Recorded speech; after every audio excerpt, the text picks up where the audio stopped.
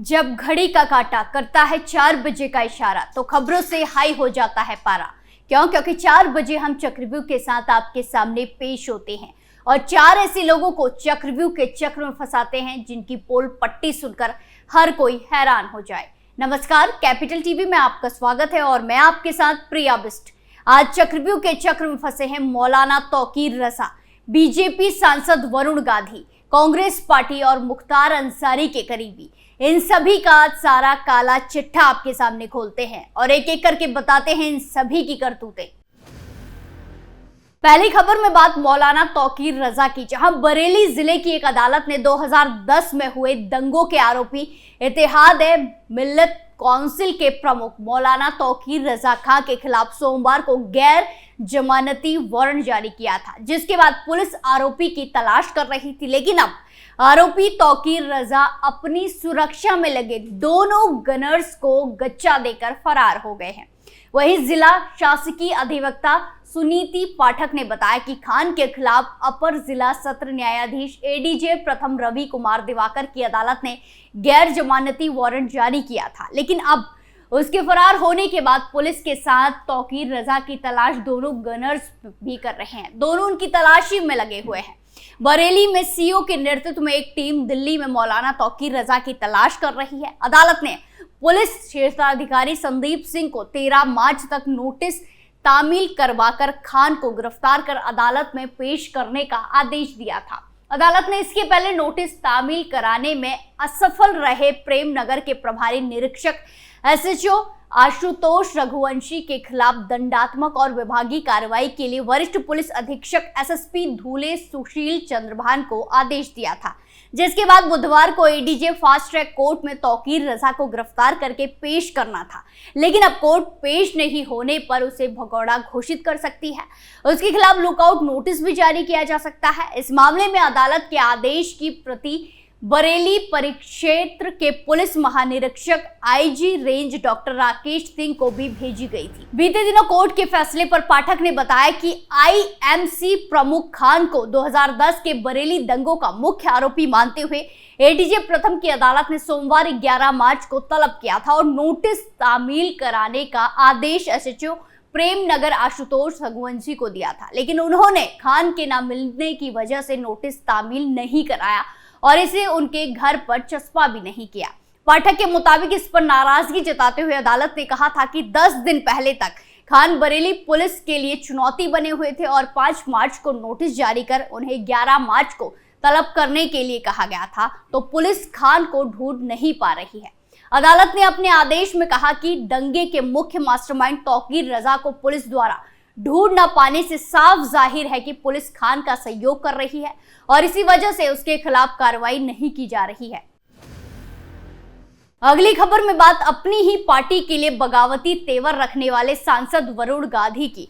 उत्तर प्रदेश में लोकसभा चुनाव की सरकार में राजनीति तेज हो गई है। तमाम राजनीतिक दल अपनी रणनीति को साफ कर रहे हैं। भारतीय जनता पार्टी बीजेपी इसमें अभी तक सबसे आगे बढ़ती दिख रही है। बीजेपी ने 80 में से अब तक 51 लोकसभा सीटों पर पहले ही उम्मीदवार का ऐलान कर दिया है। हालांकि उम्मीदवारों के नाम का ऐलान होने के बाद जो सीटें बची हुई है उनको लेकर चर्चा चल रही है। वहीं अभी पीलीभीत सीट पर प्रत्याशी का ऐलान नहीं किया गया है। देखा जाए तो वरुण गांधी ने कई मौकों पर केंद्र की नरेंद्र मोदी सरकार और यूपी की योगी सरकार की आलोचना की है। बीते 5 सालों में वरुण ने कई मौकों पर सरकार की नीतियों की आलोचना की और कई प्रशासनिक खामियों को लेकर सरकार से सवाल किए। ऐसे में उनको लेकर राजनीतिक गलियारों में कई कयास लगाए जा रहे हैं। एक तरफ कहा जाता है कि उनकी सीट बदल दी जा सकती है, तो वहीं दूसरी तरफ कहा जाता है कि बीजेपी उन्हें प्रत्याशी ही नहीं बनाएगी। वहीं बीते दिनों एक सर्वे में सामने आया था कि अगर वरुण गांधी पीलीभीत से चुनाव लड़ते हैं तो उनका जीतना तय है। वहीं उत्तर प्रदेश की पीलीभीत से विधायक और राज्य मंत्री संजय सिंह गंगवार अक्सर अपनी ही पार्टी के सांसद वरुण गांधी को लेकर जनसभाओं में उन पर तंज कसते रहते हैं। लेकिन मंगलवार को एक सरकारी कार्यक्रम में मंत्री से वरुण गांधी को लेकर सवाल किया गया तो वरुण गांधी के लिए राज्य मंत्री ने नरम रुख दिखाया। उन्होंने कहा कि वरुण गांधी हमारी पार्टी के माननीय सांसद हैं। उनके टिकट को लेकर पार्टी शीर्ष नेतृत्व जो तय करेगा। हम पार्टी के निर्देश पर ही कार्यकर्ता की तरह उन्हें चुनाव लड़ाएंगे। देखा जाए तो पीलीभीत बहेड़ी लोकसभा चुनाव पर भाजपा सांसद वरुण गांधी और मौजूदा सरकार में राज्य मंत्री संजय सिंह गंगवार के बीच आपसी जुबानी जंग छिड़ती रही है। राज्य मंत्री संजय सिंह गंगवार वरुण गांधी को लेकर राहुल गांधी की तरह उन्हें छोटा पप्पू कहते थे, जनसभाओं के दौरान उन पर तंज कसते थे। ऐसे में मंत्री के बदले तेवर के क्या मायने हैं, ये अगली उम्मीदवार की लिस्ट सामने आने के बाद साफ हो जाएगा। अगली खबर में बात कांग्रेस पार्टी को लगे जोरदार झटके की। पार्टी 2024 चुनाव की तैयारियों में जुटी है। टिकट तय करने के लिए स्क्रीनिंग कमेटी की बैठक एक राउंड की हो चुकी है। इसी हफ्ते दूसरे दौर की मीटिंग हो सकती है। कांग्रेस नेता राहुल गांधी और प्रियंका गांधी की चुनाव लड़ने पर सस्पेंस बरकरार है, लेकिन इन्हीं बीच सबके बीच जिनके नाम की चर्चा चुनाव लड़ने की थी वही पार्टी छोड़कर जा रहे हैं। जहां यूपी में कांग्रेस को आज एक और बड़ा झटका लगने वाला है। कांग्रेस के राष्ट्रीय सचिव अजय कपूर बीजेपी में शामिल हो सकते हैं। आपको बता दें कि अजय कपूर बिहार के सह प्रभारी भी हैं। उनकी गिनती यूपी कांग्रेस के बड़े नेताओं में होती रही है। अजय कपूर राहुल गांधी और प्रियंका गांधी के करीबी नेताओं में थे। एक समय में कानपुर तो कांग्रेस का गढ़ हुआ करता था। अजय कपूर खुद 3 बार विधायक रहे। वो 2 बार गोविंद नगर से और 1 बार किदवई नगर विधानसभा सीट से एमएलए रहे हैं। एक बार उनकी दावेदारी कानपुर से लोकसभा चुनाव लड़ने की थी। यूपी में कांग्रेस और समाजवादी पार्टी में गठबंधन है। गठबंधन में कानपुर की सीट कांग्रेस के खाते में गई है। कानपुर में कांग्रेस पिछले 20 सालों से 2 गुटों में बटी रही।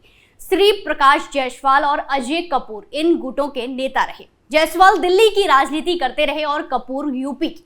जायसवाल गुट के कमजोर होने पर कपूर ने दिल्ली का रुख कर लिया। अब वो आज दिल्ली में बीजेपी में शामिल हो रहे हैं। यूपी विधानसभा के अध्यक्ष सतीश महाना उनके रिश्तेदार रहे हैं। बीजेपी ने कानपुर से उम्मीदवार तय नहीं किया है। अभी सत्यदेव पचौरी वहां से बीजेपी के सांसद हैं।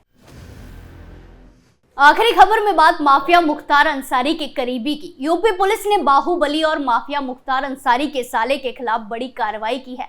पुलिस ने गाजीपुर में मुख्तार के साले अनवर शहजाद और शर्जील रजा उर्फ आतिफ का 17 लाख बेनामी रुपए सीज कर दिया है। आईएस 191 गैंग के सरगना मुख्तार अंसारी की फरार पत्नी अफशा अंसारी का छोटा भाई शर्जील रजा उर्फ आतिफ है। शर्जील रजा उर्फ आतिफ मुख्तार गैंग का सक्रिय सदस्य है। वहीं शर्जील रजा आपराधिक मामलों में पहले से ही जेल में बंद है। गाजीपुर पुलिस ने आपराधिक कृत्यों से अर्जित 17,65,120 रुपए की धारा 14(a) के तहत उत्तर प्रदेश गिरोहबंद समाज विरोधी क्रियाकलाप निवारण अधिनियम 1986 कुर्क कर जब्तीकरण की कार्रवाई की। ये पैसा मुख्तार के सालों की कंपनी मैसेंजर विकास कंस्ट्रक्शन के बैंक खातों से ट्रांसफर करके रिश्तेदारों आईएस 191 गैंग सरगना मुख्तार अंसारी के पुत्र अब्बास अंसारी, उमर अंसारी और चचेरे भाई मंसूर अंसारी के विभिन्न बैंक खातों में संरक्षित किया गया था। डीएम के निर्देश पर पुलिस प्रशासन ने गैंगस्टर एक्ट के तहत जब्त कर विधिक कार्रवाई शुरू कर दी। पुलिस ने बताया कि शासन द्वारा अपराधियों के विरुद्ध चलाए जा रहे अभियान के तहत गाजीपुर थाना कोतवाली में दर्ज केस के आरोपी अनवर शहजाद और शर्जील उर्फ आतिफ रजा पुत्रगण जमशेद रजा के खिलाफ डीएम के आदेश का पालन करते हुए आरोपियों द्वारा संचालित कंपनी मैसेंजर विकास कंस्ट्रक्शन के बैंक खातों से ट्रांसफर करके रिश्तेदारों के खातों में भेजी गई रकम जब्त कर ली गई है। बता दें कि मुख्तार अंसारी 4 दशक तक अपराध करता रहा। उसे पहली सजा 2022 सितंबर में योगी सरकार में सुनाई गई। इसके बाद से 7 मामलों में अब तक मुख्तार अंसारी सजा पा चुका है। मुख्तार पर दर्ज 61 मुकदमों में से अभी 22 मुकदमे विचाराधीन हैं, जिनमें से 8 मामलों में मुख्तार अंसारी पर आरोप तय हो चुके हैं। बहस गवाही के बाद फैसला आना बाकी है। मुख्तार अंसारी के साथ साथ उसके परिवार पर 97 केस दर्ज हैं। अकेले मुख्तार अंसारी पर हत्या के 8 मुकदमे के साथ 61 मामले दर्ज हैं और वो बांदा जेल में बंद है। भाई अफजाल अंसारी पर 7 मामले, भाई सिगबतुल्लाह अंसारी पर 3 केस, मुख्तार अंसारी की पत्नी अफशा अंसारी पर 11 मुकदमे, बेटे अब्बास अंसारी पर 8 तो छोटे बेटे उमर अंसारी पर 6 केस दर्ज है। मुख्तार अंसारी की बहू निखत पर भी 1 मुकदमा दर्ज है। तो आज हमने देखा कैसे चक्रव्यूह के चक्र में मौलाना तौकीर रजा, बीजेपी सांसद वरुण गांधी, कांग्रेस पार्टी और मुख्तार अंसारी के करीबी फंसे और उनकी पूरी पोल पट्टी खुलकर सबके सामने आ गई। चक्रव्यूह में फिलहाल के लिए इतना ही। फिर पेश होंगे सनसनीखेज खुलासों के साथ। बाकी तमाम खबरों के लिए देखते रहिए कैपिटल टीवी उत्तर प्रदेश। नमस्कार।